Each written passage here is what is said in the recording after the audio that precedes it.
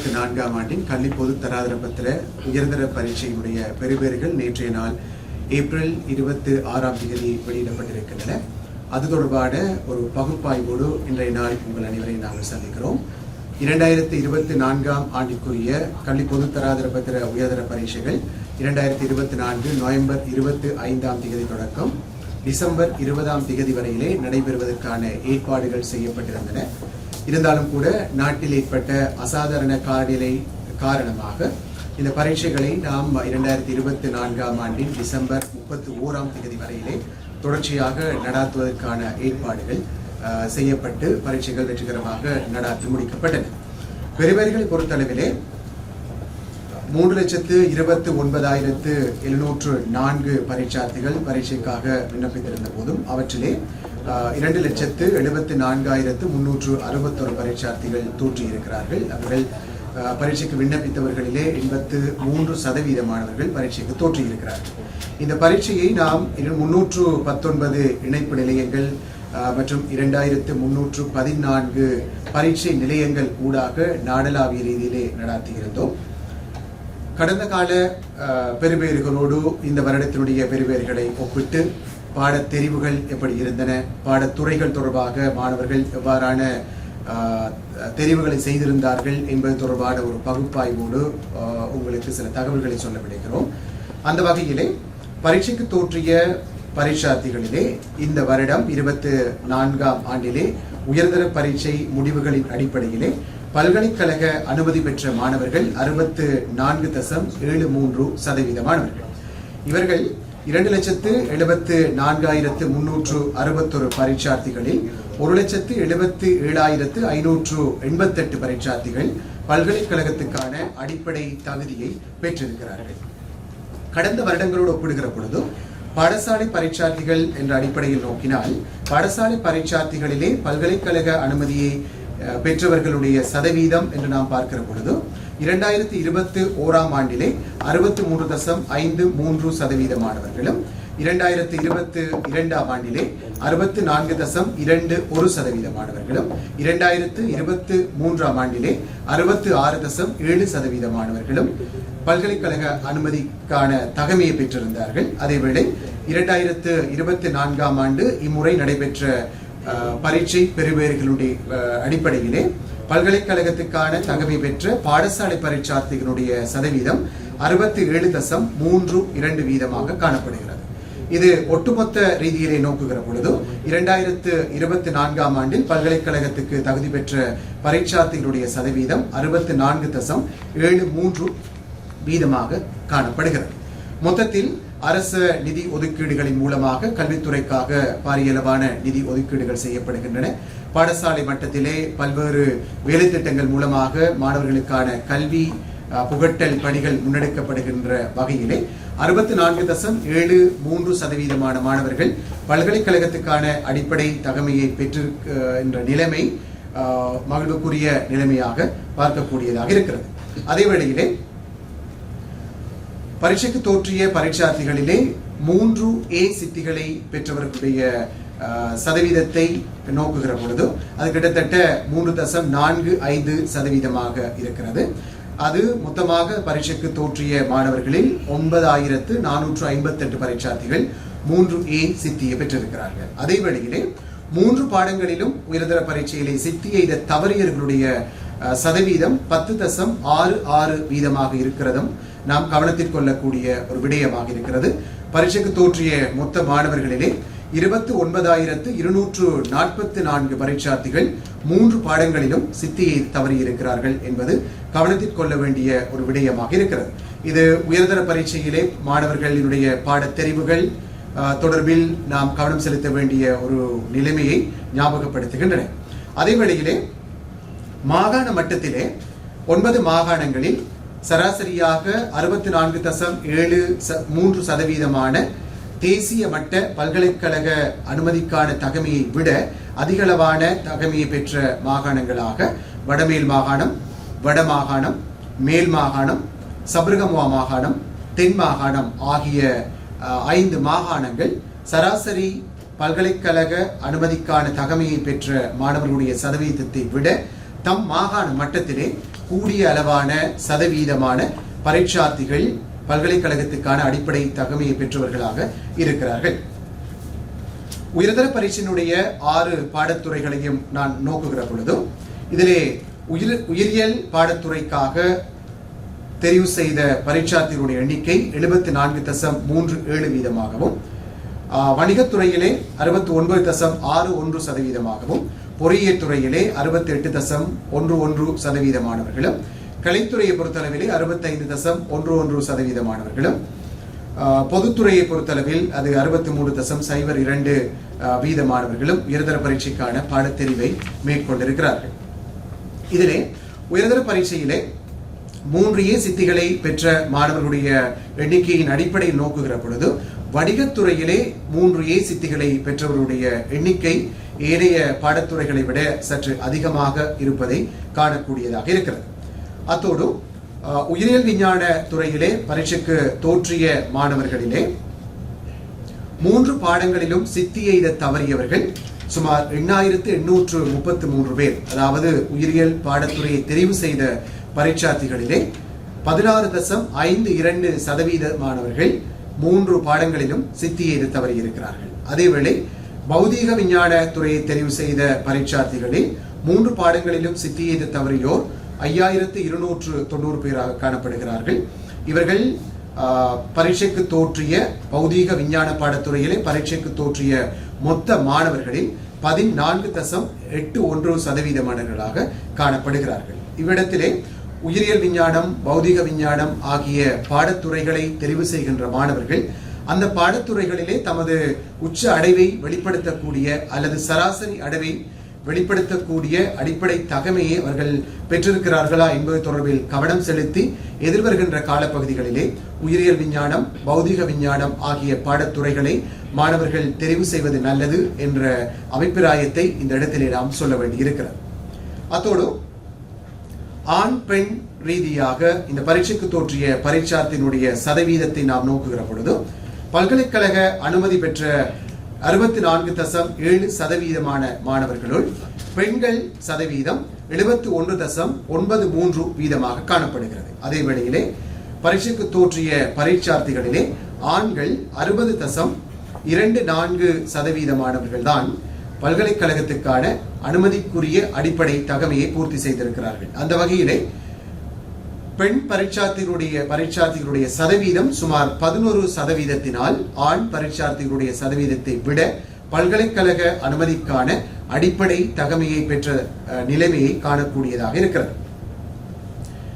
சித்தி வீதத்தை நோக்குகிற பொழுது ஆண்களுடைய சித்தி வீதம் 57.9% பெண் பரீட்சார்த்தினுடைய சித்தி வீதம் 69.10 வீதமானதாகவும் காணப்படுகிறது. சராசரி 64.73 வீதமாக காணப்படுகிற இந்த நிலைமையிலே ஆண் பரீட்சார்த்திகள் மொத்தமாக சித்தி வீதத்தின் அடிப்படையில் பெண் பரீட்சார்த்தியினுடைய அடைவு மட்டத்தை விட குறைவான அடைவு மட்டத்தை எய்தியிருக்கிறார்கள் என்பது கவனத்தில் கொள்ளக்கூடியதாக இருக்கிறது. பரீட்சார்த்திகள் பாடத்துறை ரீதியாக எவ்வாறான தெரிவை மேற்கொண்டிருக்கிறார்கள் என்று பார்க்கிற பொழுது உயிரியல் விஞ்ஞான துறையை 23% மாணவர்கள் அதிகரிப்பு காணப்படுகிறது. இவ்வருடம் ஏனைய வருடங்களோடு ஒப்பிடுகிற பொழுது உயிரியல் விஞ்ஞான பாடத்துறைக்காக தெரிவினை மேற்கொண்டவர்கள் சுமார் 23% அதிகரித்திருக்கிறார்கள். அதே போன்று பொறியியல் தொழில்நுட்பத்துறையை தெரிவு செய்வதற்குரிய சதவீதம் 12.87 வீதத்தினால் அதிகரித்திருக்கிறது.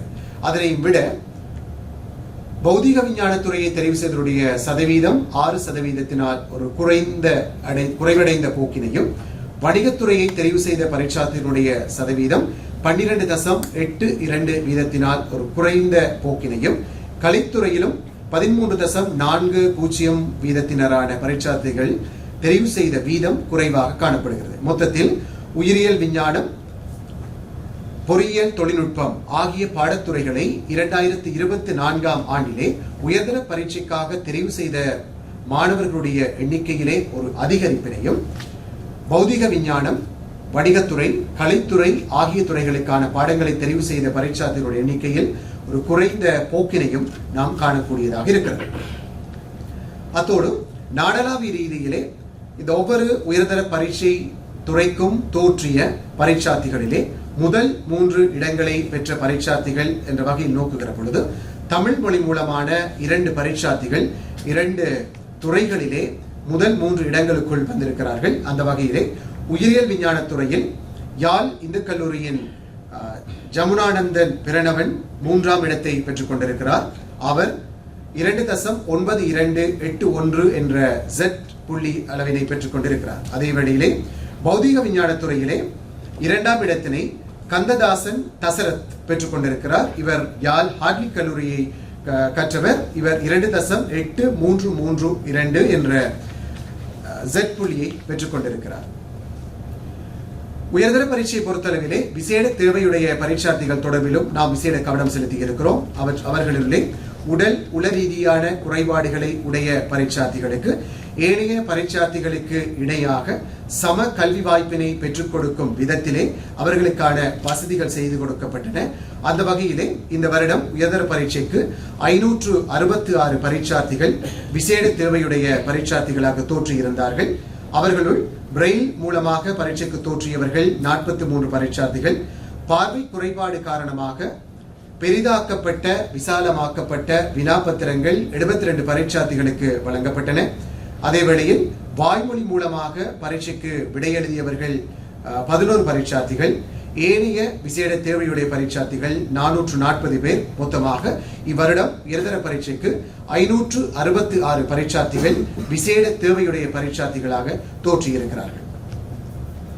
பரீட்சை பெறுபேறுகளின் அடிப்படையிலே 456 பரீட்சார்த்திகளுடைய பெறுபேறுகள் நாம் இடைநிறுத்தி இருக்கிறோம். இந்த பரீட்சார்த்திகள் பரீட்சைக்கு தோற்றிய சந்தர்ப்பங்களிலே இடம்பெற்றதான நேர்மையின செயல்கள், முறைகேடுகள், சந்தேகத்துக்கு இடமான விடையளிப்புகள் போன்ற விடயங்களை கவனத்தில் கொண்டு அவர்களுக்குரிய பெறுபேறுகள் இடைநிறுத்தப்பட்டிருக்கின்றன. அது தொடர்பான விசாரணைகள் வெகு விரைவிலே நிறைவு செய்யப்பட்டதன் பின்னர் அவர்களுக்குரிய இறுதி பெறுபேறுகள் வெளியிடப்படுவதற்கான ஏற்பாடுகள் செய்யப்பட்டிருக்கின்றன. பரீட்சைக்கு தோற்றி பெறுபேறுகள் தொடர்பான சான்றிதழ்களை பெற்றுக் கொள்வது தொடர்பான விடயத்தை நாம் பார்ப்போமானால், நிகழ்நிலையிலே விண்ணப்பிப்பதன் மூலமாக பரீட்சை சான்றிதழ்களை பெற்றுக் கொள்வதற்கான வாய்ப்பு இருக்கிறது. தனிப்பட்ட பரீட்சார்த்திகள் நிகழ்நிலையிலே விண்ணப்பிப்பதன் மூலம் அவர்களுக்கான பரீட்சை சான்றிதழ்களை பெற்றுக் கொள்ளலாம். விரைவு தபால் மூலமாக அவர்களுடைய வீடுகளுக்கே இந்த பரீட்சை சான்றிதழ்கள், பெறுபேற்று சான்றிதழ்கள் வந்து கிடைப்பதற்கான ஏற்பாடுகள் செய்யப்பட்டிருக்கின்றன. எந்த ஒரு பரீட்சார்த்தியும் தனக்கு அவசரமாக பரீட்சை பெறுபேற்று சான்றிதழ் தேவை என கருதினால் நாளைய தினம் முதல் பரீட்சை திணைக்களத்தின் நிகழ்நிலை முறைமையில் பிரவேசிப்பதன் மூலமாக அவர்கள் விண்ணப்பித்துக் கொள்ள முடியும். அதன் மூலம் விரைவு தபால் மூலமாக அவர்களுக்கான சான்றிதழ்கள் அவர்களுக்கு கிடைக்கப்பெறும். நேரடியாக சான்றிதழை பெற்றுக் கொள்வதாக இருந்தால் நாளைய தினம் ஏப்ரல் 28ஆம் தேதி முதல் பரீட்சை திணைக்களத்திற்கு நேரடியாக வருகை தந்து ஒரு நாள் சேவையிலே விண்ணப்பங்களை சமர்ப்பிப்பதன் மூலமாக அவர்களுக்கான சான்றிதழ்களை பெற்றுக்கொள்வதற்கான வாய்ப்பு ஏற்பாடுகள் செய்யப்பட்டிருக்கின்றன. அத்தோடு நாளைய தினம் ஏப்ரல் 28ஆம் தேதி முதல் பாடசாலைகள் தமக்குரிய பெறுபேற்று அட்டவணைகளையும் வலய ரீதியான மாகாண ரீதியான பெறுபேற்று அட்டவணைகளை அந்தந்த வலயங்கள் மாகாணங்களும் நாளைய தினம் முதல் நிகழ்நிலையிலே அவர்களுக்காக வழங்கப்பட்டிருக்கின்ற பயனர் பெயர், கடவுச்சொல் ஆகியவற்றை பயன்படுத்தி தமக்குரிய பெறுபேறுகளை தரவிறக்கம் செய்து கொள்வதற்கான வாய்ப்புகள் செய்யப்பட்டிருக்கின்றன. அத்தோடு உயர்தர பரீட்சை உள்ளிட்ட தேசிய பரீட்சைகளை பொறுத்தளவிலே இதுவரையில் கிட்டத்தட்ட 3 மாத காலம் அளவிலே நாங்கள் பிந்தி இந்த பரீட்சைகளை நடாத்தி கொண்டிருக்கின்றோம். 2026ஆம் ஆண்டளவிலே பொது பரீட்சைகள் அனைத்தையும் அவற்றினுடைய சாதாரண காலப்பகுதியிலே நடாத்துவதற்கான ஏற்பாடுகள் இதுவரையிலே செய்யப்பட்டிருக்கின்றன. 2024ஆம் ஆண்டின் பரீட்சைகளை பொறுத்தளவிலே தரம் 5 புலமை பரிசில் பரீட்சை நடைபெற்று முடிந்ததன் பின்னர் அது தொடர்பாக உச்சநீதிமன்றத்திலே தொடரப்பட்ட 4 அடிப்படை உரிமை மீறல் வழக்குகள் காரணமாக அவர்களுடைய பெறுபேறுகளை பரீட்சை திணைக்களத்தினால் வெளியிட முடியாதிருந்தது. டிசம்பர் 31ஆம் தேதி அதற்கான தீர்ப்புகள் கிடைக்கப்பட்டதன் பின்னர் மிக விரைவாக அதற்குரிய பெறுபேறுகளை நாம் வெளியிட்டிருந்தோம். அதே போல மார்ச் 17ஆம் தேதி தொடக்கம் 26ஆம் தேதி வரையிலே சாதாரண தர பரீட்சைகள் நடைபெற்று முடிந்திருக்கின்றன. அவற்றினுடைய பெறுபேறுகள் தொடர்பான பணிகள், ஏனைய நிறுவனம் சார் பரீட்சைகள் தொடர்பான பல்வேறு பரீட்சைகள் தொடர்பான பெறுபேறுகள் வெளியிடுதல், ஒழுங்கமைப்பு, நிர்வாக பணிகள், ரகசிய பணிகள் உள்ளிட்ட பல்வேறு பணிகளுக்கு மத்தியிலே இந்த உயர்தர பணிகளுக்கான உயர்தர பரீட்சை பெறுபேறுகளை வெளியிடுவது தொடர்பான செயற்பாடுகளுக்காக பரீட்சை திணைக்களத்துடைய பணிக்குழுவினர் சித்திரை புத்தாண்டு காலப்பகுதியிலும் கூட அந்த பணிகளை ஆற்றி வெற்றிகரமாக நேற்றைய தினம் உயர்தர பரீட்சை பெறுபேறுகளை வெளியிடுவதற்கு தங்களுடைய ஒத்துழைப்புகளை வழங்கி இருக்கிறார்கள். அந்த வகையிலே உயர்தர பரீட்சையை பொறுத்தளவிலே நவம்பர் 25ஆம் தேதி ஆரம்பிக்கப்பட்டு 26ஆம் தேதி ஆகிய 2 தினங்களோடு நாம் எதிர்கொண்ட காலநிலை பாதிப்புகள் காரணமாக பல்வேறு சிக்கல்களை நாம் எதிர்கொள்ள வேண்டி இருந்தது. இருந்தாலும் கூட நாடளாவிய ரீதியிலே பரீட்சைக்காக விண்ணப்பித்திருந்த எந்த ஒரு பரீட்சார்த்திக்கும் பரீட்சை எழுதுவதற்கான சந்தர்ப்பம் இழக்கப்படக்கூடாது என்ற வகையிலே அவர்கள் தமக்கு வசதியான பரீட்சை நிலையங்களிலே சென்று பரீட்சைக்கு தோற்றுவதற்கான அனுமதியும் அங்கீகாரமும் வழங்கப்பட்டிருந்தன.